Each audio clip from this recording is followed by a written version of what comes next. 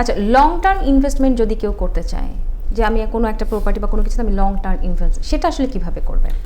মানে ওই যে আইআরএস কোন ধরনের প্রপার্টি আসলে ভালো লং টার্ম? আইআরএস বা ওই যে কোডের মধ্যে যে ইনভেস্টমেন্টে মানে less than 1 year is short and more than 1 year is long term. আচ্ছা, সো এটা হচ্ছে আরেকটা, এটা হয়তো অনেকেই জানে না। এখানে ট্যাক্স ব্র্যাকেটও আছে, শর্ট টার্মের জন্য বেশি ট্যাক্স পে করতে হয়, লং টার্মের জন্য কম ট্যাক্স।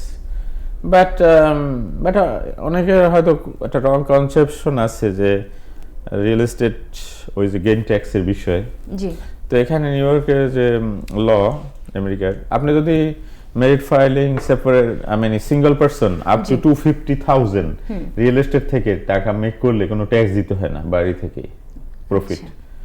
আর মেরিট ফাইলিং জয়েন্টলি $500,000।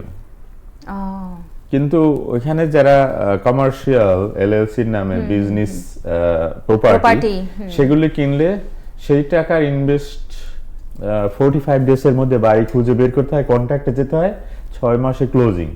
আদারওয়াইজ তাদেরকে পেনাল্টি এবং গেইন ট্যাক্স দিতে হয়। সেক্ষেত্রে 1031 এই টাকাগুলি একটা এসক্রো অ্যাকাউন্টে রাখতে হয়, একজন মেডিয়েটর বলে, থার্ড পার্টির অ্যাকাউন্টে।